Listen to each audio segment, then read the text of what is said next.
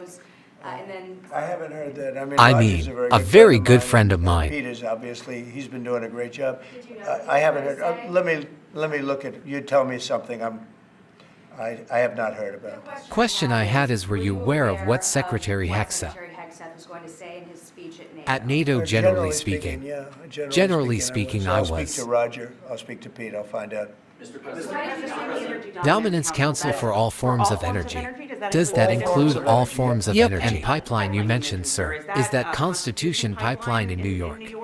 Can you use that?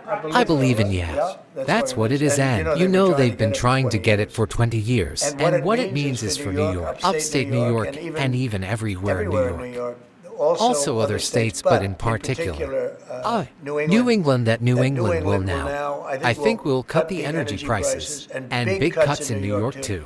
But cut the energy prices literally. And if we have the permits. We have permits that just about everything we need a New York permit. And I would imagine they wonder, because their energy prices will come down so far, and it's a lot of jobs for New York. It's a great thing for New York. Everybody wants it.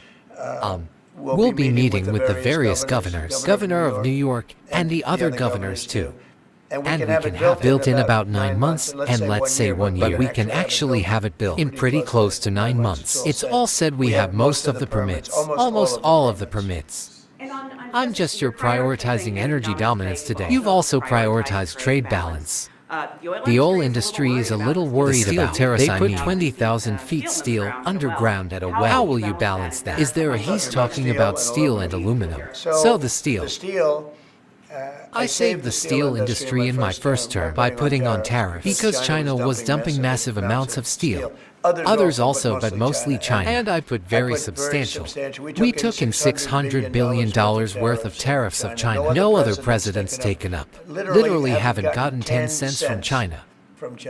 Not 10 cents. And hundreds of billions of dollars came in from China. And they understood it. They understood what I did. But the dumping stopped, and had I not done that, had I not done that, you wouldn't have one steel mill. I think I can say, not one steel mill operating in this country. And we need steel, we need steel. I mean, there are some things you have to have. Steel is one of them for military, etc. So, I think steel is going to be very strong. It's going to be very strong. I think it'll go back to being really powerful. We saved it. I mean, we were talking about U.S. steel. Last week, U.S. steel would have been closed. Totally closed, we saved it. And now it's going to become, I think, very, very profitable. The tariffs are going to save a lot of industries. U.S. Steel, can I just follow up on U.S. Steel just very quickly, sir? If the Japanese company that's interested in U.S. Steel wants to take a minority stake, as opposed to a minority stake, I wouldn't mind greatly. But what they're doing right now is they're going to be investors, and they're going to be investing, I think, debt and various other things. But we didn't want to let USDL go to a foreign company. USDL was the greatest company in the world. For a period of 15 years it was. It was the big deal 80 years ago or so. And psychologically we can't. We can't even think about letting that happen. But what is going to happen? And we've already you see the stock price with the tariffs. US still is going to be a real powerhouse again. If I could just follow up on Jackie's question about Munich. Vice President advances. Speech, the conference, has ruffled quite a few feathers in Europe. What did you say to ruffle that matter? He was talking about the freedom of speech and migration in Europe. Do you believe that? European leaders have a fundamentally different view of the walls than this administration. Well, I heard a speech, and I tell you, talking about JD's speech. Yes, sir. I heard his speech, and he talked about freedom of speech. And I think it's true in Europe. It's losing.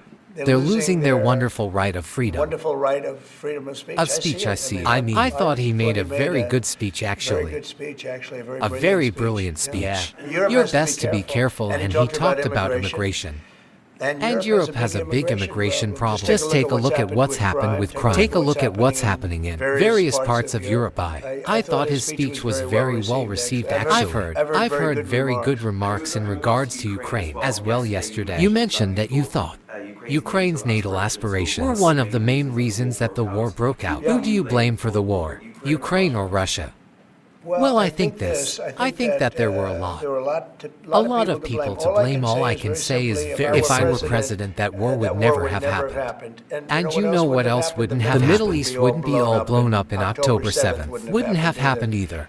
Those two areas, you wouldn't have inflation, you wouldn't have October 7th, you wouldn't have Russia and Ukraine fighting. None of those things would have happened if I were president. Yes, please. You mentioned auto terms the other day. When you plan to Howard? I'd say over the next September, maybe around April 2nd. I would have done them on April 1st. Believe it or not, I'm a little superstitious. No, literally, we had a plan for April 1st. I said, let's make it April. April 2nd, you know how much money that costs. A lot of money just that one day. But we're gonna do it on April 2nd. I think, is that right? That's right, okay. Thank you. The lead prosecutor and Eric Adams' case to resign today, saying anyone who didn't press forward, be a coward. What's your reaction to that and to the overall implication that politics were played here? Well, I don't know about it. I mean, obviously, I'm not involved in that, but I would say that what if they had a problem? And these are mostly people from the previous administration. You understand, so they weren't gonna be there anyway. They were gonna all be gone or dismissed. If not, they know on Tuesday they're all being, this is, you know, the whole country is being, because what you do is you come in and you put new people, and so when you say resign, they're gonna be gone anyway. But I know nothing about the individual case. I know that they didn't feel it was much of a case. They also felt that it was unfair with the election. Look, I would know that better than anybody, because I was weaponized. I was weaponized more than any human being in the history of the world. And I won the election in a landslide, winning all 7 swing states, winning the popular vote, everything else. Because the people got it. It was weaponized, and I was weaponized, literally weeks before the election. But I think there's also something to be said. I read that. There's something to be said for what they were doing. It looked to me to be very political. But why did they bring this up? Like for 5 weeks ago, 6 weeks ago, whenever it happened. You know, they just sat around and didn't complain. Then all of a sudden they know they're all being dismissed anyway. So, you know. That's cool politics, I guess. Yeah, please. Please.